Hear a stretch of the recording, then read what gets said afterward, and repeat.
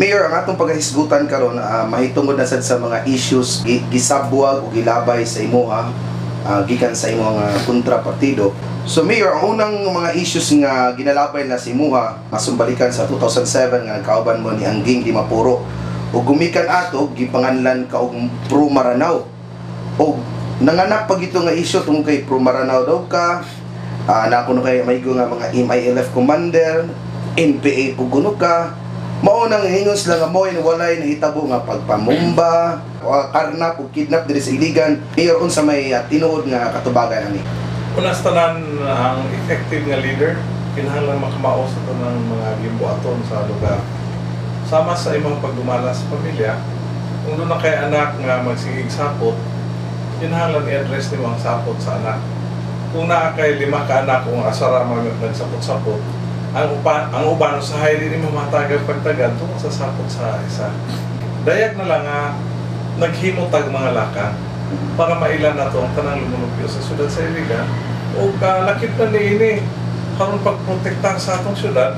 Kinahanglan nga mailan na to kung sa mga sources of threat sa syudad sa Iligan. Ang atong pakikuban sa kang Angging Di Mapuro niyan itong miaging 2007 election. 2007, no? Kana naggumikan kay we belong to the same party. Ug sa dihang ang partido nag-ingon nga ang atong congressional bet si Angging Di Mapuro. I think it is but natural to accept Angging because di man siya Maranao. Bisaya si Angging.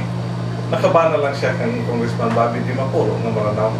So kanang issue sa kanang Pro Maranao walay basihan as far as our relationship with Angging. Kay party relationship man to. In fact, sa pagkakaroon, wala ko'y party. And therefore, wala tayong makita ang relationship with the Di Mapuro. Kay lain mo ng partido sa akong tanaw nilang Di Mapuro. Lakas man silang Di Mapuro tingali at karon. Kung kita nasta sa One Iligan, isa ka grupo sa mga independyente. Sa laing bahin na kung ang ilang pagpasabot ng Pro Maranao tatungod kay kamaota makigdeal sa mga Maranao, di dakota sa mga lugar di na yung mga Maranao, atong akunon nga effective ta tungod kay ang mga Maranao mamati sa atong mga pamahayag o mga pamalihog. Busa, tingali kung mayon sila nga walay bomba, walay karnaping, walay kidnapping tungod kay makamauta mo deal sa mga rested elements sa ato ang katilingban, dayag na lang mapasalamaton ko. That is, actually, that's kanang pagdaig nga ilang gihatag. Although ilang ipahinubrahan ang pagdaig tungod kay walay kagubot apan atong nasuod ang tanan sektor at ilan ang GBI. Of course, ato sang ikapasigarbo nga bisan gani ang mga sources sa mga pagpanulis, no? Ato siyang i-address. So, kanang maingon nga, NPA, I have to admit nga sa panahon ni Marcos, nakigbatok ta sa diktadurang Marcos. Apan na itong mga panahon na, ang tanang nagigbatok sa diktadurang Marcos, diha, ginganlan o NPA. Para sa ako, dili na siya magkatarungan nun. Tungod kay ang atong tuyo, tumong lamang, mao ang paglumpag niya itong diktadura.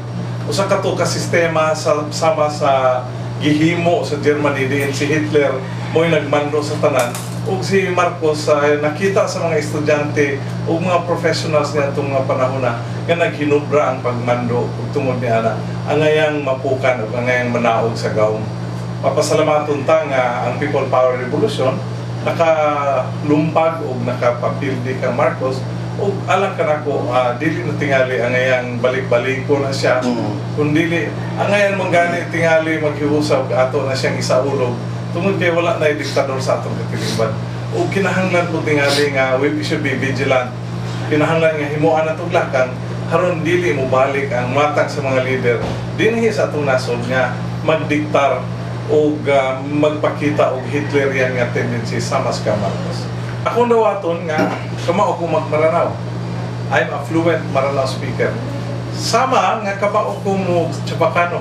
I also speak Chabacano. I speak Ilonggo. I speak other dialects. I even speak a little of Bicol and a little of Waray. Tungod ba niya na, muingon mo kanako nga pro Ilonggo pud ko, o pro Chabacano ko, o pro Bicolano.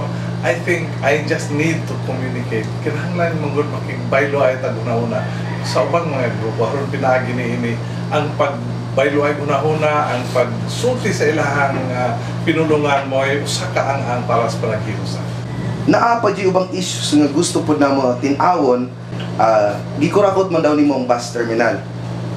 Gikurakot daw nimo ang sports complex. Naada ko na kay mansion. Overpriced daw ang pagpalit nimo sa K9 ug wala man daw ka na mayad og assurance. Unas tanan ka ng bus terminal. Ang bus terminal usa na ka package together with the highway na to. Gani kuyog sa bus terminal ang package sa drainage. Ug kuyog sa bus terminal mao ang pag-upgrade sa City Hall nga nahimong computerize ang tax collection. So, tindibuok ni siya nga programa. Ug kanang bus terminal giagi na siya ang eksaktong proseso. It is above board ug atong barugan sa Plaza Miranda. And that sweeping kaning accusation has no basis. Ang pag-bidding sa bus terminal giagi gyud ang PIBA ni hatag ug kining igog na pagtagad, thorough analysis ug mahinumdum ka nga sa unang panahon wala tay bus terminal ug dihay mga panahon nga dili ta mahikatulog tungod kay ang mga buses na to naa sa kilid sa kadalanan gawas nga mao'y mubara sa trapiko kung mabutangan na og bomba delikado kayo tungod kay abri man kayo ang bus terminal vulnerable kayo siya sa pagbutang og mga bomba. Usa ka rason nga nung gidali-dali na to himuan gyud og tanang lakang aron matukod ang bus terminal. Aron pinaagi ni ana protected ang atong katawhan. Walay bomba nga magbuto, mas secure ang lugar ug wala po yung mga criminal elements sama sa pagpanguot o pagpangawat na may napo sa bus terminal.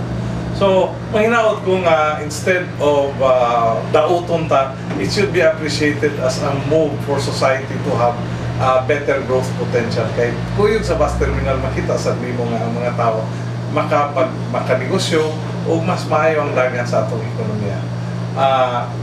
Para kanako baseless ang akusasyon kabahin niya ng bus terminal. Gani kung tanawon nimo ang record sa kaning bidding ug tanan apil na ang kantidad, everything went, the quantities went to the bus terminal. So how about ang sports complex, Mayor? Ang sports complex usa ka paningkamot niadtong panahon na ang Region 10 ug ang Lanao and Iligan were host to the national palaro. Ug atong giapil ang preparasyon gidonar ang yuta sa pamilyang Alaya.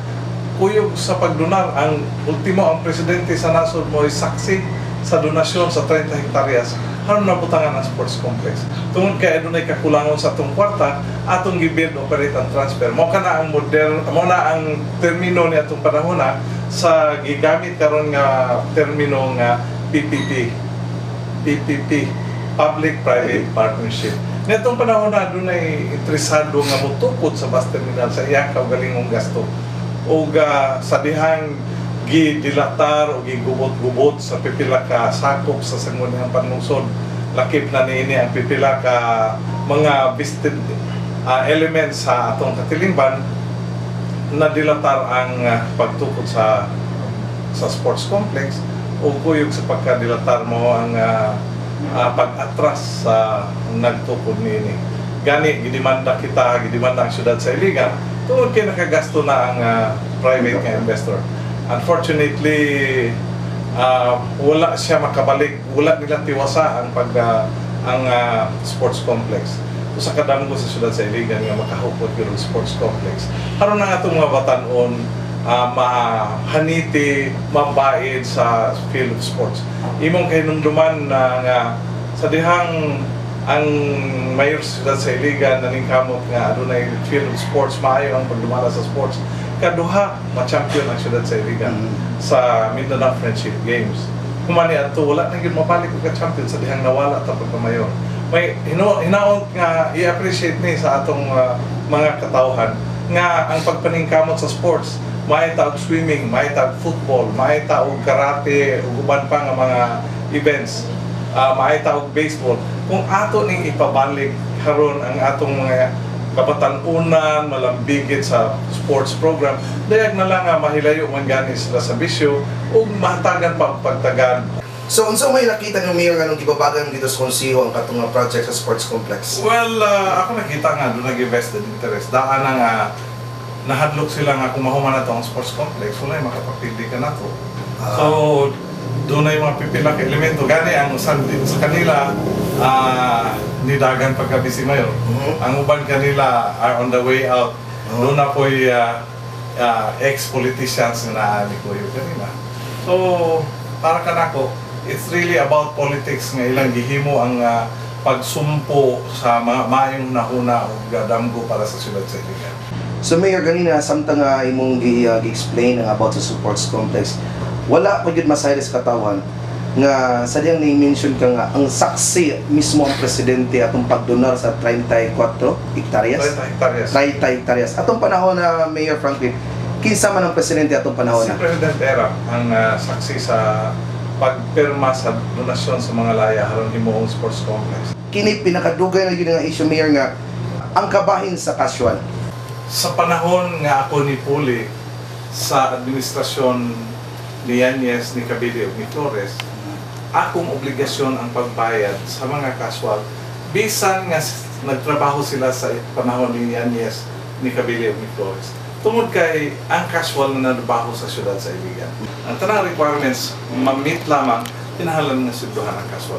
Sa atong panahon sa katapusan tuig sa atong pagpanerbisyo, gibabagbabaganta sa mga tao nga nasa ngunit ang pangusod. Gani, ang unang hinungdan, nga nung masilduhay ang casual, tungod kay wala nila aprubahi ang supplemental budget.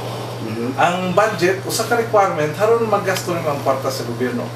O gani, atong mapakita ni nga sa dihang napildita, ano naghapoy nabilin nga 175 million sa panudlanan nga angayon ang gamiton para sa casuals. O subukin palandungon, nga ilang giwaldas ang 175 million, wala hatagi pagtagal ng mga casuals. Atong hinumduman nga, walay kwarta nga muguwa sa panulunan sa syudad sa Iligan kung walay budget. Usa ka hinungdan nga nung ang budget wala maaprubahan tungod sa sangguniang panungsod. Ug kining naa namunuan karon mo'y nagbabag sa supplemental budget. Ug kuyog nga nang wala pag-aproba sa budget, mo nga wala masuldiho yung casual. Gani, mo ni mahimong hinungdan nga nung ang ngayang mobalik ta. Kaya ang mga casual sa atong panahon wala masulduhi, kita mo ay masuldo kanila. But ang laksot ni ini nga parte tungod kay ang ilang casual karon wala po nila sulduhi. So, nga nung wala nila sulduhi ang casual, nga ilahaman ang tanan nga mga sakop sa mga panusod. Doon ay direklamo sa ako nga 4 na kabulan nga casual wala siya sulduhi, nining kasamtangan ng kagamahalan. So, alang ka na ko, mas na ako'y rason nga nung masulduhi ang casual sa atong panahon tungod kay wala mo kooperar sa sangguniang panusod. Ug mao gani na rason nga nung inikabalik nato ato ng silduhan ng mga casual. Apan ilang obligasyon ang pagsweldo sa mga casuals, whether gikan sa atong panahon or gikan sa ilahang panahon o gikan sa uban ng mga mayores. Kung matud-an nga ang mga casuals, wala gyud mahatagig pagtagal mula sweldo. Dili ang ngayang utangon ang singot ug dugo sa mga mamumuo. Unsay hinungdan nganong gibabagan yun sa atong panahon na sa Vice Mayor na mao karon ang atong mayor sa Tacloban Siligan. Unsa jud pinakarason nga imong nakita nganong ila jung gi-hostage ang maong pagsuldo sa Pure and simple politika. Ilabi na lakip nas pagpanglabay sa lapok. Ilang gihimo ang tanan. They threw everything including the books at me. Ilang gilabay ang tanan nga nakanako aron na ang ilahang una-una sa pagdaog matuman. Matod pa nimo nagbilin ka og 175 million apan paglingkod sa nakapuli sa administrasyon, ilahang gi-declare nga wala na kunoy pundo nga gibilin. I don't think that is correct. I don't think that's accurate. Tungod kay ang certification sa treasurer nagpakita, treasurer and budget officer nagpakita nga doon sa 175 million kami. So katong gi-issue din nila nga wala na po yung usap pa kada kung bakak niya. Yes. So Mayor, sa among nasayran, murag naamang ko kaso tingali nag-exist na yato, no? Patong bayad sa mga casuals nga gi-fight man gito sa mga hingtungdan nga mindaog ang mga casuals batok karon sa kasamtangang administrasyon pamunuan ni Mayor Lawrence Cruz nga napildi ang kasamtangan sa kaso sa casual tungod na pamutudan sa Court of Appeals nga naagili kwarta. Tino di Mayor? I was told nga nidaog ang mga casuals. I was also informed nga gi-apilar gihapon ini ang kasamtangan nga pinunanan. In other words, they were not really willing to pay the casuals. Nga kung naunahon, kini nga mga casuals ang trabaho sa atong city hospital, ang nanglimpyo sa atong kadalaran, ang naghakot sa basura, ang nagtrabaho sa atong mga security sector. Ang ayan tingali nga hinuktukan ini kasamtangan nga administrasyon.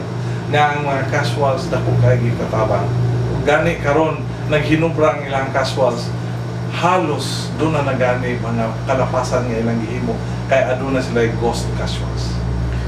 So siguro Mayor, ato makita nga ang usa ka korte munaog kini usa ka desisyon base sa facts and evidence, no? Sa mga dokumento. So siguro nakita ang Court of Appeals nga ila yung gidapigan ng mga casuals tugay nakita nila nga naagi sakto nga dokumento nga napamatuod nga naagi 175 million. You are correct.